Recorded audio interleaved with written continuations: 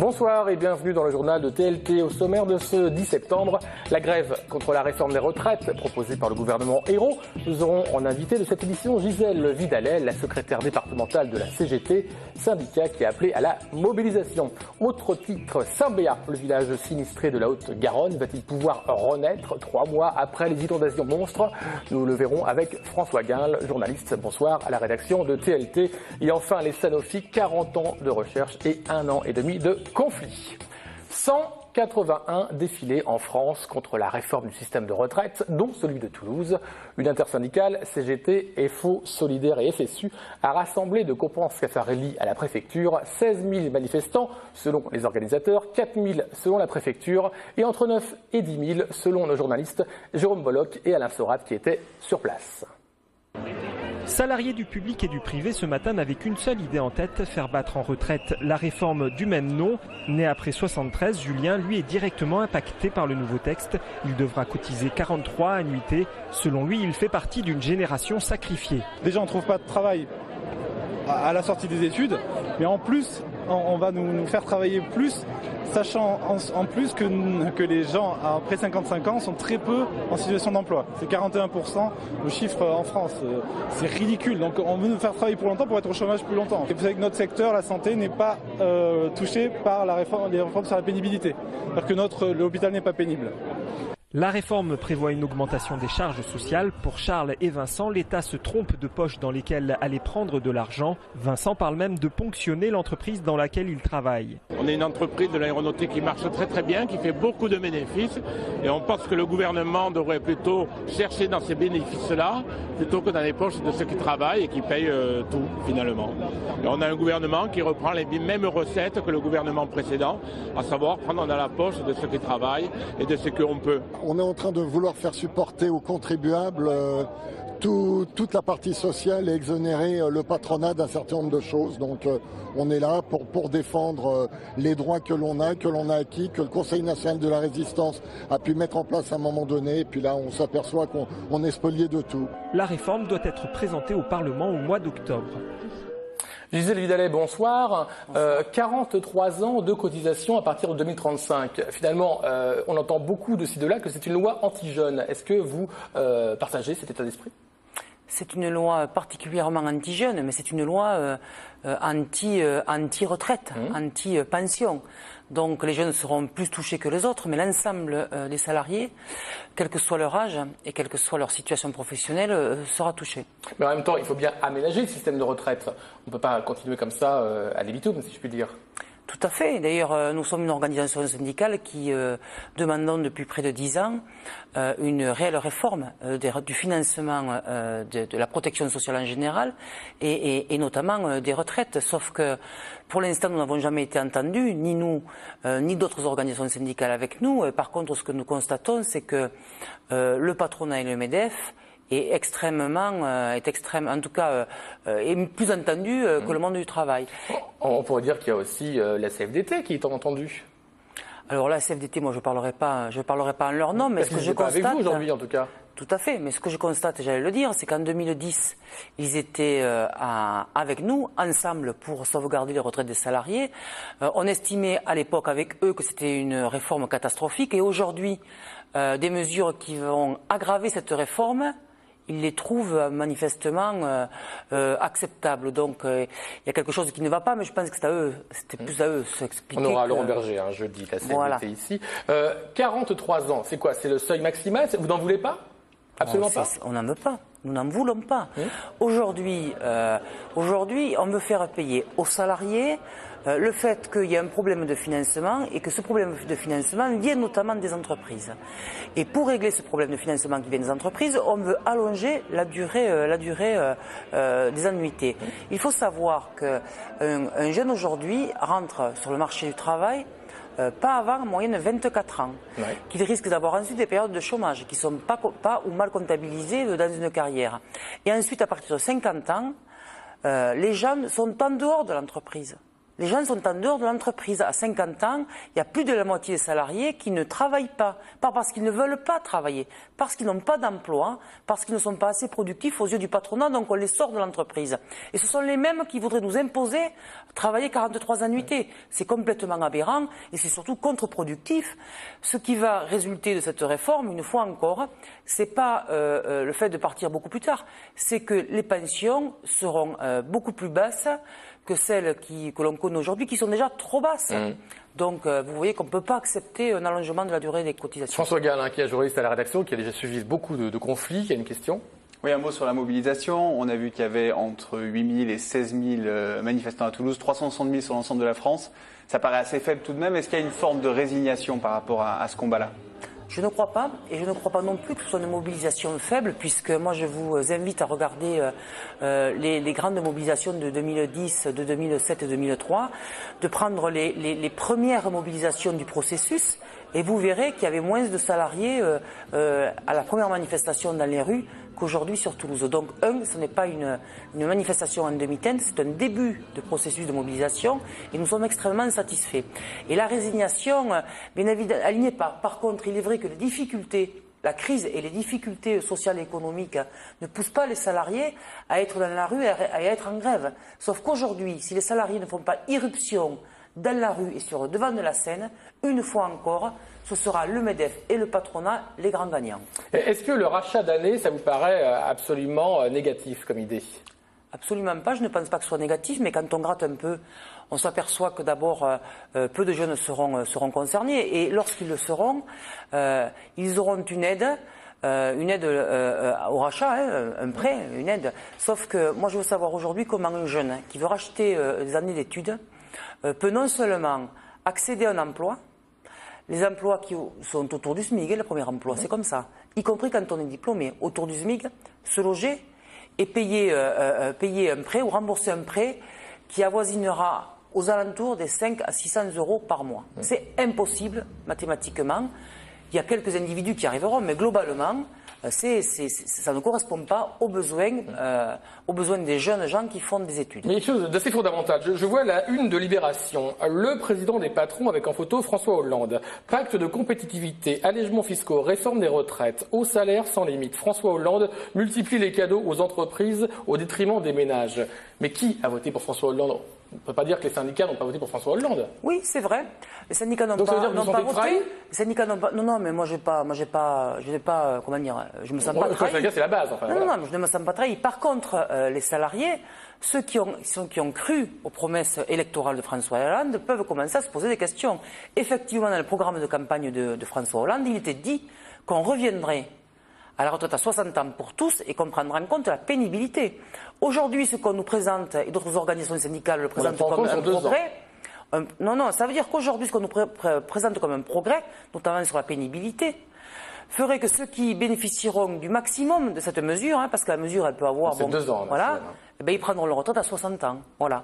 Donc, je crois que on se moque des gens, on n'entend pas les exigences sociales, on entend plus, effectivement, le patronat et le MEDEF, et je crois que la une de Libération, finalement, dit bien les choses. Qui est très bien, mais en même temps, si on lit les 60 propositions de François Hollande, la 18e proposition, c'était une négociation globale s'engagera dès l'été 2012 avec les partenaires sociaux afin de définir dans un cadre financier durablement équilibré l'âge légal de départ à la retraite, la prise en compte de la pénibilité, le montant des pensions et l'évolution des recettes indispensables à la pérennité de notre système. Tout à fait. Il n'y a pas de trahison. Il a essayé de faire les choses, il les fait, il l'entend. Non, il y a en tout cas non-respect de sa promesse de retour à la retraite à 60 ans, et je vous rappelle qu'en 2010, non seulement il y avait la CFDT dans les cortèges, mais il y avait aussi de nombreux élus et responsables politiques du Parti socialiste avec nous. Donc mais ce que je crois, moi, c'est que rien n'est fini.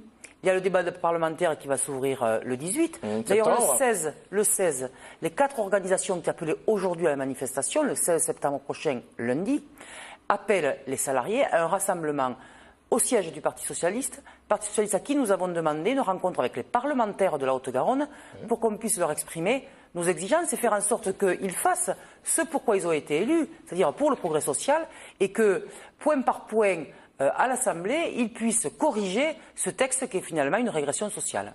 Bien, nous y serons. Merci Gisèle Vidalais. Les finances publics ont également manifesté pour défendre leur emploi aujourd'hui. 25% des agents étaient en grève sur la Haute-Garonne, selon l'intersyndicale. C'est l'administration la plus touchée par les suppressions de postes en proportion. Des effectifs de plus de 50 emplois sont annoncés, sont déjà budgétisés en Haute-Garonne, mais ne sont pas pourvus. On écoute les revendications de Régis Lagriffoul de l'intersyndicale Finance. Il y a surtout le temps que nous n'avons pas pour accueillir correctement les usagers et avoir une véritable écoute sur leur situation pour les accompagner, soit dans des demandes de délai de paiement, soit des demandes de calcul de l'impôt pour qu'ils le comprennent, mais également sur l'enjeu de la fraude fiscale où on pense qu'il faudrait se donner les moyens de soutenir des services pour aller arracher les milliards qui sont fraudés chaque année. Et quand on nous parle de milliards qui manquent pour les retraites, nous au ministère des Finances, on sait que de l'argent il y en a. Rappelons que selon un rapport de Solidaires Finances Publiques, la fraude fiscale atteindrait 60 à 80 milliards d'euros en France, dont 1 milliard en Haute-Garonne. Un mardi de la colère, pas comme les autres pour les Sanofi. Peu nombreux ce matin dans le cortège, ils célébraient un triste anniversaire, les 40 ans jour pour jour de la création de ce qui est aujourd'hui la première entreprise pharmaceutique française et qui pourtant veut supprimer des postes sur Toulouse. Sanofi, c'est aujourd'hui 49 sites et 28 000 collaborateurs en France. Au gré des différentes fusions et acquisitions, le groupe est devenu le leader mondial des vaccins grâce à sa filiale Sanofi Pasteur. On doit aussi Toulousain particulièrement la découverte majeure du Plavix, mis sur le marché en 98 et commercialisé dans 80 pays. C'est l'un des médicaments les plus vendus au monde pour le traitement des maladies cardiovasculaires. Alors que la direction du groupe a émis le souhait de se désengager, à Toulouse, la recherche continue. Il y a encore 2 molécules qui étaient découvertes dernièrement sur le site par le site et pour le groupe Sanofi. Et pour nous, la décision de désengagement du site de Toulouse de la part de la direction a une injustice sociale, une injustice médicale et une injustice par rapport à l'économie et par rapport à ce que Sanofi pouvait apporter à la région toulousaine. Et à Toulouse, 250 emplois risquent d'être supprimés, 900 en France d'ici 2015 pour un groupe qui a réalisé 6,5 milliards d'euros de bénéfices. C'est tout simplement inacceptable pour les salariés. Pour autant, face à cette loi des licenciements boursiers, les Sanofi continuent d'avancer. On fait un métier passionnant, quoi. Et les gens continuent à y travailler. Travailler, avancer, jusqu'à quand ? Rappelons que la direction de Sanofi a jusqu'à fin septembre pour présenter son plan de restructuration définitif au personnel. Gisèle Vidalais, en tant que militante syndicale, un événement comme celui de Sanofi, c'est une catastrophe. Que peut un État face à une entreprise ? Oh, mais il peut beaucoup. Il peut beaucoup. Et pourtant, il semble impuissant, cet État. Non, mais il peut beaucoup. Notamment, il n'a qu'à conditionner les aides, les exonérations fiscales et les cotisations des entreprises à des politiques d'emploi, à des politiques de recherche, de développement. Par exemple, Sanofi, alors qu'il fait des bénéfices, que l'entreprise fait des bénéfices, elle veut licencier sur Toulouse, mais elle bénéficie d'une partie des 20 milliards de crédits d'impôt recherche que le gouvernement a donné en 2012 avant toute négociation sur l'ANI, rappelez-vous. Donc ça veut dire qu'aujourd'hui, s'il y avait une conditionnalité des aides auprès des entreprises, je pense que des situations comme celles que l'on connaît à Sanofi, mais comme nous avons connu à Friskel, comme nous avons connu chez Molex, ne se passerait pas, ou en tout cas, on ne pourrait pas avoir des entreprises qui d'un côté font des bénéfices, de l'autre côté utilisent de l'argent public et ensuite licencient. Ça ne peut plus durer et je pense que les salariés Sanofi ont raison de lutter et que bon, on fera tout bien évidemment pour préserver l'emploi, mais le problème c'est qu'il n'y a que les salariés qui travaillent sur cela et qu'aujourd'hui les pouvoirs publics, malgré leurs déclarations, abandonnent complètement les salariés à leur sort. Et c'est extrêmement dommage parce qu'il y a des leviers pour réellement changer les choses. Merci Gisèle Vidalais. Saint-Béat, dans le sud du département, la France a découvert ce village sous les eaux le 18 juin dernier. La crue de la Garonne a fait des dégâts dans les rues et dans les esprits de la population. Presque 3 mois plus tard, où en sommes-nous? Un retour sur les lieux signé François Guinle. Une supérette qui réouvre même dans des algécos, un café et une Garonne, un nouveau terrain de jeu des pêcheurs. Saint-Béat retrouve des airs d'avant la crue de juin 2013, mais dans l'ombre, les traces des heures sombres sont encore là. L'avenir du village s'écrit avec beaucoup de points d'interrogation. Ce qui est le plus dur pour nous, c'est tous ces commerces. Les habitants, on y est, on habite, on vit, mais c'est le centre de ville, la problématique aussi des campings, cette angoisse-là de savoir comment ça se passe. La véritable angoisse est double à Saint-Béat. Elle est liée à la probable fermeture des campings lié aussi au contournement du trafic routier par ce tunnel. Ce sont les deux sources de revenus principales du village. C'est ce qui fait hésiter les commerçants à repartir, à l'image du président de leur association. 2 mois après notre première rencontre, rien n'a changé. Redémarrer, ça peut être très facile. On fait des travaux, on attaque, on a travaillé, il faut travailler, on a tous envie de travailler, de rouvrir. Mais est-ce que j'aurai le potentiel pour travailler? C'est-à-dire autour de moi, sachant que plus de camping, plus de maisons secondaires, bientôt plus de voitures. On en a pour 6 mois, un bon dépôt de bilan et là on se retrouvera tout seul et on aura vraiment tout perdu.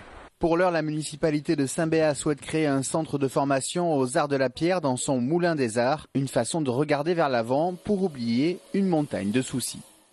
Alors François Guin, la Saint-Béat, vous connaissez bien. Ce village va-t-il, oui ou non, renaître? Alors c'est un peu tôt pour le dire. Ce qui est certain, c'est que Saint-Béat, c'est trompeur actuellement. Quand on arrive à Saint-Béat, qu'on le traverse, on a l'impression que la situation est plus ou moins revenue à la normale. D'autant plus à la belle saison. Il y a encore, donc on l'a vu dans le sujet, il y a quelques pêcheurs qui sont là, il y a un café, il y a une supérette, même si elle est dans un Algeco. C'est en s'arrêtant et en parlant avec les commerçants qu'on se rend compte que la situation est bien plus compliquée que ce qui n'y paraît et que le village reste pour le moins menacé. Alors vous parlez de menaces, le mot est fort, qu'est-ce que ça veut dire? Les menaces, c'est la situation de Saint-Béat qui s'inscrit dans un contexte complexe qui n'est pas totalement lié à la crue. Donc la crue amène tout son lot de difficultés liées à la paperasserie. Il faut savoir que pour une ville comme Saint-Béat qui est extrêmement modeste, les modalités de remboursement de tous les dossiers à fournir sont aussi lourds que pour une ville comme Lourdes, par exemple, mais il n'y a pas les mêmes moyens administratifs, donc ça c'est une charge déjà pour l'équipe municipale en place. Mais la problématique actuellement, c'est que l'économie d'un village comme Saint-Béat, elle est basée sur 2 choses. Les campings, il y a 2 campings à Saint-Béat. Ouais. Pour l'instant, ils sont fermés et ils risquent de l'être pour toujours. Ça sera une décision qui sera prise par le préfet. Il faut savoir que ces campings, ils amènent l'été 500 personnes, ça double la population du village et c'est ce qui fait vivre le village toute l'année et les commerces. Le camping a été totalement fermé. Voilà, ça a été fermé, donc il y a déjà un manque à gagner pour cet été-là. Donc l'économie de ce côté-là risque d'être amputée très sévèrement. Et la deuxième problématique, ça c'est pas lié du tout à la crue, c'est le contournement routier de Saint-Béat. Ouais, Saint-Béat, on l'a vu tout à l'heure, voilà, on le voit sur les images, est traversé par beaucoup de poids lourds qui vont vers l'Espagne. Ce contournement routier de la RN 125 va dévier ce trafic-là et c'est la deuxième source de revenus du village qui risque de disparaître et qui préoccupe les commerçants. Ce qui fait que quand bien même ils auraient les moyens de repartir ou avec l'argent récupéré par les assurances, ils pourraient envisager de repartir dans un commerce. Ils hésitent à le faire parce qu'ils ont des doutes sur la pérennité et la viabilité d'un projet économique à Saint-Béat. Vous nous peignez un tableau totalement noir et sombre. Y a-t-il une lueur d'espoir pour ce village ? Alors, des lueurs d'espoir. Il y a une piste qu'on a évoquée brièvement dans ce sujet, c'est celle de ce moulin des arts que la mairie souhaite développer en un pôle lié autour du travail de la pierre. On sait qu'il y a une tradition marbrière importante à Saint-Béat. Alors, ça serait revenir sur ces premières sources de puissance et d'intérêt, ouais. La deuxième solution, et c'est ce que réclament de nombreux commerçants, c'est la création d'une zone commerciale à proximité de cette déviation, de cette route nationale 125, pour pouvoir bénéficier du trafic et de pouvoir s'installer à portée, et d'avoir un pôle commercial qui pourra dynamiser un petit peu le village. Mais il reste beaucoup de questions et beaucoup de choses à régler à Saint-Béat qui est un peu dans l'ombre toujours. Merci François. On parle de choses plus gaies maintenant et plus heureuses. Nous allons parler de l'Aubrac. L'Aubrac qui sera à l'honneur dans une émission qui s'appelle Balade en région, diffusée à 19h40 sur TLT. Nous nous intéresserons donc à l'Aubrac. Rappelons que ce plateau se situe aux confins de 3 régions, l'Auvergne, le Languedoc-Roussillon et Midi-Pyrénées. Tourisme, agriculture, mais aussi économie et artisanat avec ce fameux village de l'Aïol, c'est ainsi qu'on le prononce, célèbre pour son couteau. Ce grand format réalisé par Anne Oriol sera diffusé ce soir, mais aussi mercredi 11 septembre à 12h15 et à 17h. Gisèle Vidalet, vous connaissez l'Aubrac ? Oui. Ouais. Oui. Parce qu'en fait, il faut bien savoir, l'Aubrac appartient aussi à Midi-Pyrénées. Merci à tous de nous avoir suivis. Demain, vous retrouverez dans ce journal Jérôme Bollock.